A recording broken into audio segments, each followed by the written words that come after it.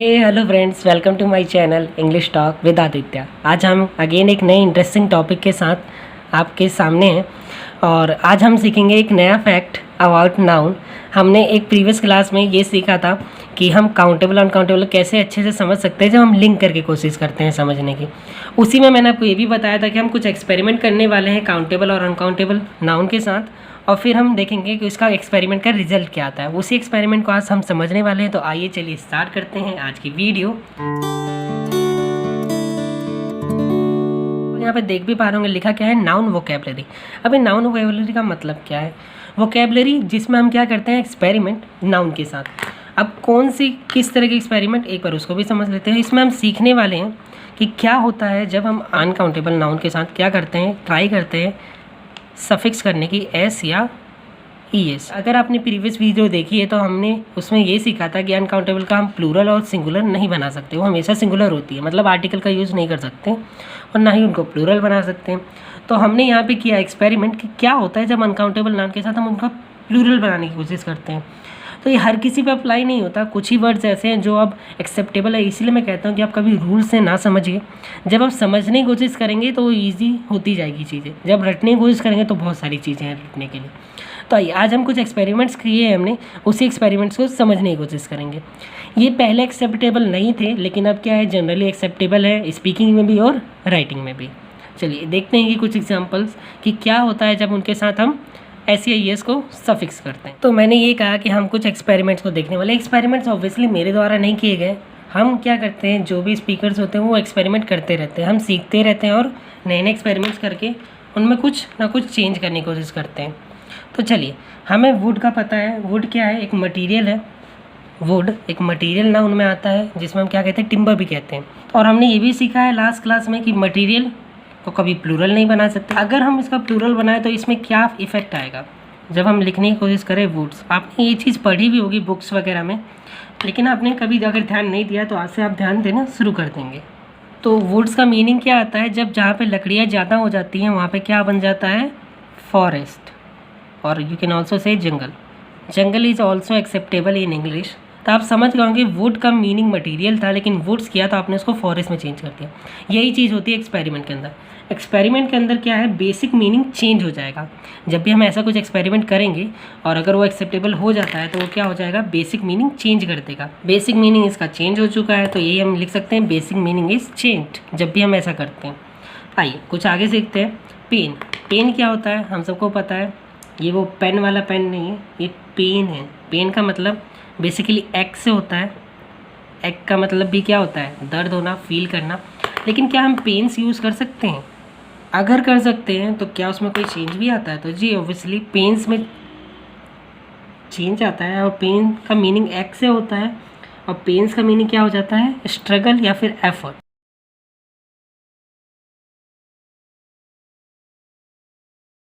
चलिए नेक्स्ट पे बढ़ते हैं। मनी।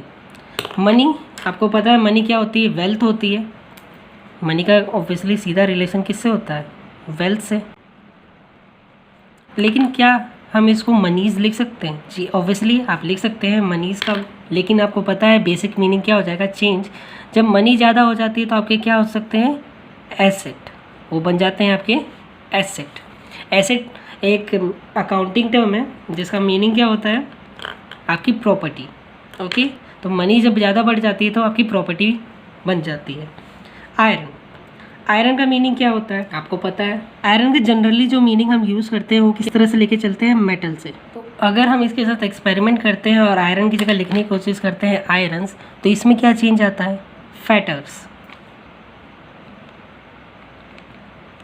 अगर आप इस वर्ड से भी मीनिंग नहीं समझ पाए तो इनको मैं एक सिंपल लैंग्वेज, वो क्या है, चेन। हम चेन यूज़ करते हैं लोगों को बांधने के लिए नहीं, गाड़ियों को बांधने के लिए। हम उस चेन की बात कर रहे हैं। लोगों को बांधने के लिए भी जो यूज़ किए जाते हैं वो भी बेसिकली फैटर्स ही होते हैं, चेन ही होते हैं, और उनको हम लिख सकते हैं आयरन्स। ओके, चलिए क्या है, आम। अब आम क्या है, आपको पता है आम हमारे बेसिकली क्या होते हैं, लिम्ब।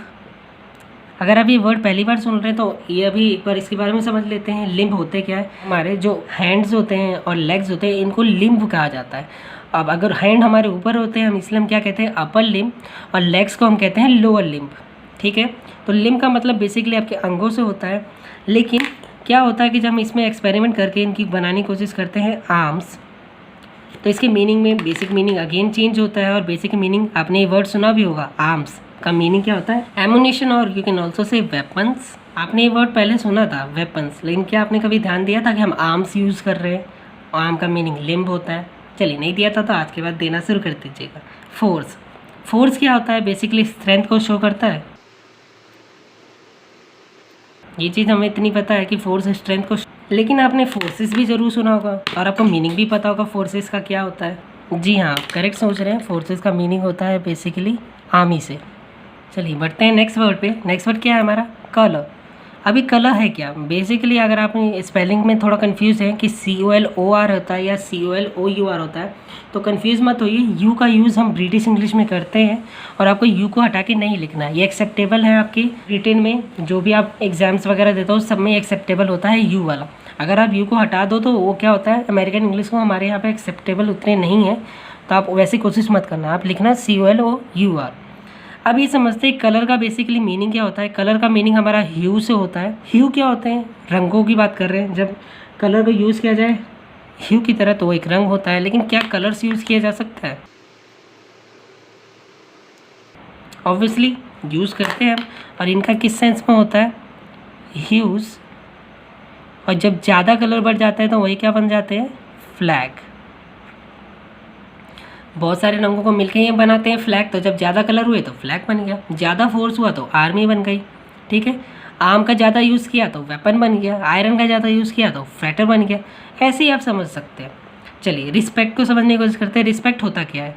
आज हम एक वेरी इंटरेस्टिंग चीज़ को भी सीखने वाले हैं, तो आप वीडियोज़ को पूरा कंप्लीट देखें, हम एंड में सीखने वाले हैं। तो ऑब्वियसली मेरी वीडियोज़ में एंड में कुछ खास ही होता है, तो आप उसको ज़रूर देखिएगा। आप फास्ट फॉरवर्ड कर सकते हैं थोड़ा समझने के लिए। तो रिस्पेक्ट का जनरल सेंस आता है ऑनर, लेकिन क्या रिस्पेक्ट यूज़ कर सकते हैं? जब हम ज़्यादा ऑनर देते हैं तो बेसिकली क्या बन जाता है? कॉम्प्लीमेंट। अगर आप स्पेलिंग को लेके कंफ्यूज हैं कि यहाँ पे ये आएगा, तो इसमें कुछ फ़र्क होता है। कॉम्प्लीमेंट की स्पेलिंग ये होती है जिसमें गुड रिमार्क्स देते हैं, तो ये वाली कॉम्प्लीमेंट होती है। एक में ई भी आता है। आप मुझे कमेंट करके बताइए कि उस वर्ड में जिसमें ई आता है कॉम्प्लीमेंट में, उसका मीनिंग क्या होता है। चलिए आगे बढ़ते हैं। गोल्ड। गोल्ड क्या है? अगेन एक मेटल है, लेकिन गोल्ड्स, क्या गोल्ड्स का यूज़ किया जाता है? जी बिल्कुल, गोल्ड्स का यूज़ किया जाता है। जहाँ पे गोल्ड ज़्यादा हो जाए तो मेटल से बदल के मेडल हो जाता है। मेडल की जगह गोल्ड्स भी यूज़ कर सकते हैं। आइए कुछ और इंटरेस्टिंग वर्ड्स को आप देखते हैं, जो ज़्यादा इंटरेस्टिंग होने वाली है, आपके देखने के तरीक़ों को बदलने वाली है। तो जो मैं कुछ कह रहा था कि आपको कुछ इंटरेस्टिंग फैक्ट्स आपको आज जानने को मिलेंगे, तो उनकी शुरुआत करते हैं। अभी तक हमने जो सीखा वो जनरल सेंस में आप समझ सकते हो, लेकिन अब क्या होता है, थोड़ा एक एक्स्ट्रा ऑर्डिनरी स्पेस में समझने की कोशिश करते हैं, एक्स्ट्रा ऑर्डिनरी फेज में समझने की कोशिश करते हैं। चलिए, वॉक। हमने लास्ट क्लास में सीखा भी था कि वॉक को क्या मान के चलते हैं? हम अनकाउंटेबल मान के चलते हैं। क्यों? क्योंकि वॉक क्या होता है? एक टास्क होता है जो एक्शन को रिप्रेजेंट करता है, और एक्शन को रिप्रेजेंट करने वाले नाम की तरह यूज़ होते हैं एब्स्ट्रैक्ट नाउन में। तो टास्क होता है वॉक, लेकिन क्या हम वॉक्स का यूज़ कर सकते हैं? आपने इस वर्ड को देखा होगा, मैंने उस क्लास में ये बोला था कि वॉक्स का यूज़ आप नहीं कर सकते, लेकिन हाँ इस सेंस में आप कर सकते हो जब सेंस बदल जाए। लेकिन मैंने बता रखा है कि बेसिक मीनिंग चेंज हो जाएगा, तो ऑब्वियसली इसका भी बेसिक मीनिंग चेंज होने वाला है।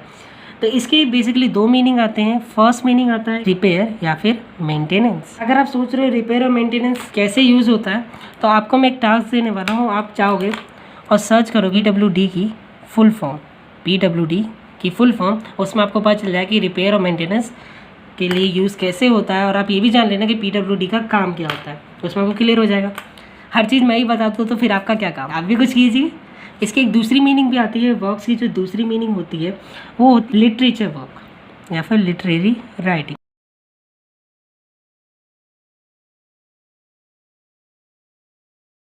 अब लिटरेरी राइटिंग कैसे हो सकता है, तो चलिए एक एग्जाम्पल समझने की कोशिश करते हैं। कालिदास वॉक्स।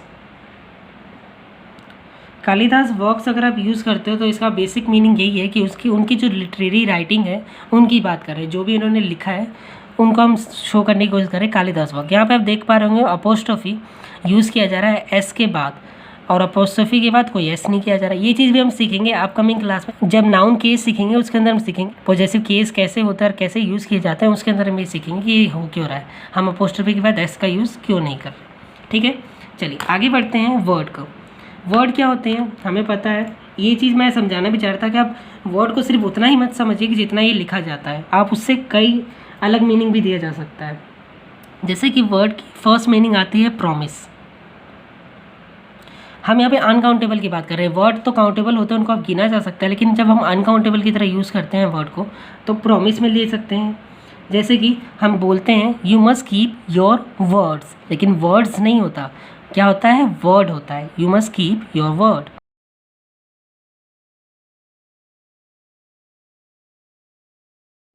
तो इस सेंस में आप वर्ड्स यूज़ नहीं करोगे, क्या यूज़ करोगे, वर्ड। वर्ड का मतलब ही क्या होता है, प्रॉमिस। सेकंड, डिस्कशन में कैसे यूज़ कर सकते हो आप इसको, तो यहाँ पे हम वर्ड ना यूज़ करके यूज़ करते हैं यहाँ पे अ वर्ड। ये ज़्यादातर सीरीज़ वगैरह में आपको सुनने मिल जाएगा, या फिर जब आप नेटिव स्पीकर को बोलते हो सुनते हो तो वहाँ पे वर्ड डिस्कशन की जगह आप यूज़ कर सकते हो अ वर्ड।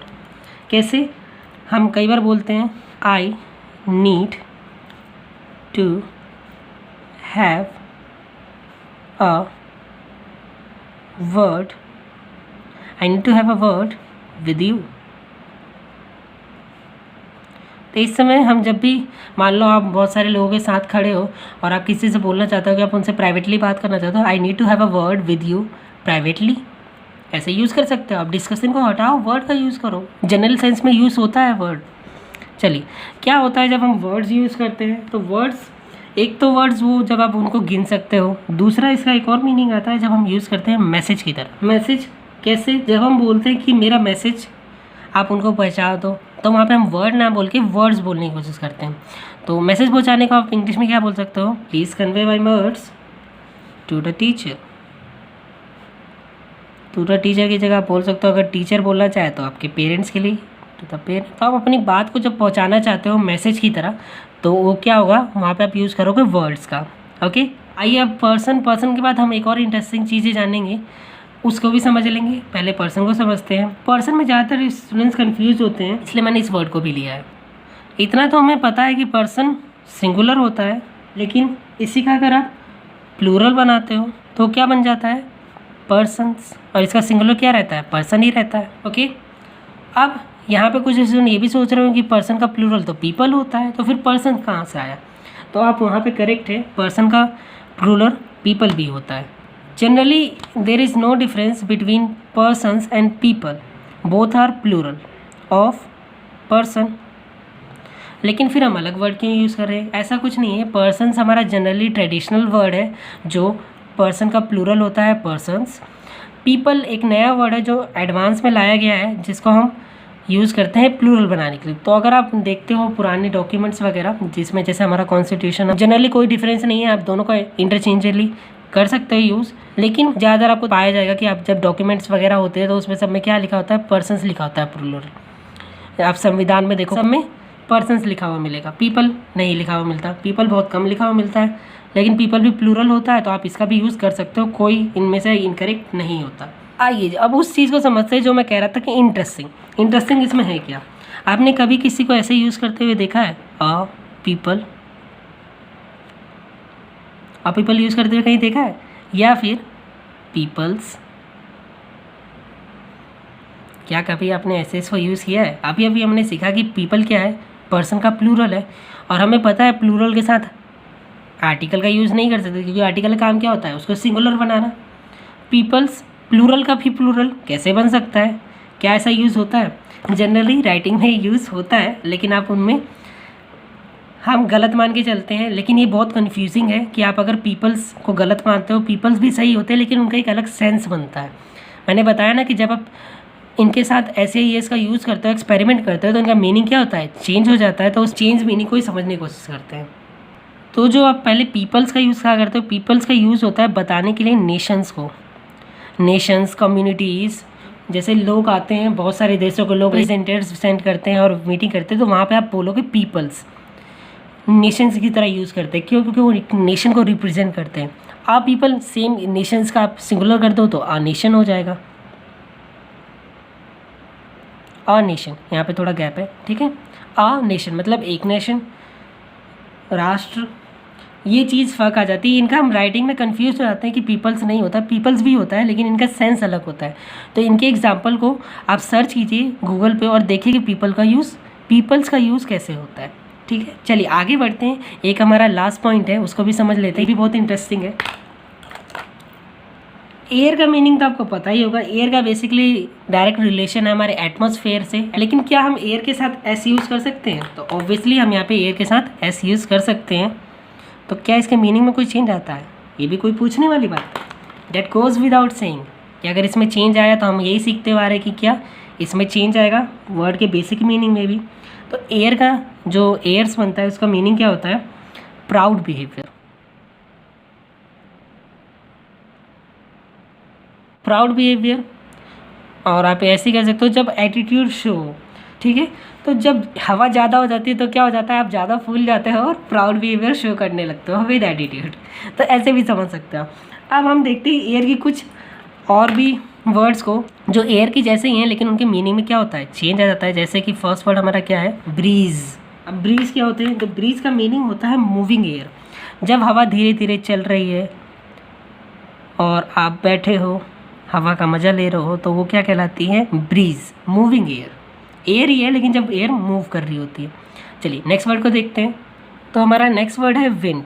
अब विंड का मतलब क्या होता है? आपने सुना तो होगा, लेकिन इसका मीनिंग आपको पता है? इसका मीनिंग होता है स्ट्रॉन्ग ब्रीज।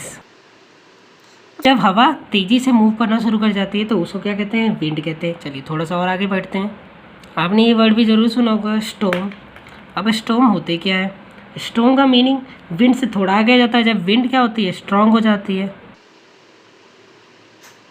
आप ट्राई किया करो कि वर्ड्स की हिंदी मीनिंग जानने से अच्छा उनकी इंग्लिश मीनिंग जानो। तो इससे क्या होगा? आपकी एक तो वोकेबलरी अच्छी होगी और आप वर्ड्स को ज़्यादा अच्छे से बता भी पाओगे इंग्लिश के अंदर ओनली। Strong wind. स्ट्रॉन्ग से थोड़ा और आगे बढ़ते हैं तो हम एक वर्ड यूज़ करते हैं गस्ट, GUST। अब गस्ट का होता है a sudden blow of air.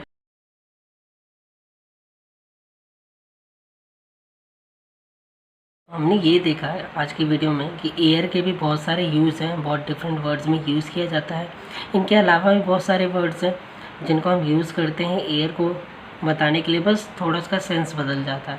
मैं और सबको कवर नहीं कर रहा क्योंकि वीडियो लंबी हो रही है। मैं कुछ आइडिया देता हूँ। जैसे गर्ल्स के लिए कई बार यूज़ किया जाता है ड्राफ्ट,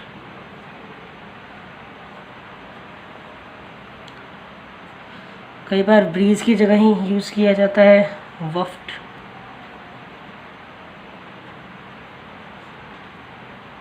वफ्ट हो गया, और puff also you can use. There are many more words, search about them, try to find their usages and then use them. Just this is how you are going to learn how to use these words in your daily language. तो आपने देखा जैसे ही word बदला उसका meaning भी बदल रहा है। हमने ये सारी की क्या है? एक्सपेरिमेंट की है। तो आप भी एक्सपेरिमेंट करते रहिए लैंग्वेज का। जितनी ज़्यादा एक्सपेरिमेंट करते हैं आप उतनी ज़्यादा सीखते हैं। अब एक्सपेरिमेंट करना ज़रूरी क्यों है? एक्सपेरिमेंट करना बहुत ज़रूरी होता है क्योंकि तभी आप सीखते हैं। जैसे एक बच्चा एक्सपेरिमेंट करता है हर चीज़ के साथ, गलतियाँ करता है और उन्हीं से सीखता है। तो आपको भी गलतियाँ करनी है लेकिन सीखना है। तो चलिए आज की वीडियो यहीं पे एंड करते हैं। आपने ज़रूर कुछ नया सीखा होगा। लाइक और कमेंट करना ना भूलें और आप अपने दोस्तों के साथ शेयर करें और उनको भी कहें कि चैनल को सब्सक्राइब करें और चीज़ों को और लोगों तक पहुंचाएं। चलिए tata, bye bye, take care of yourself and keep learning, keep enjoying.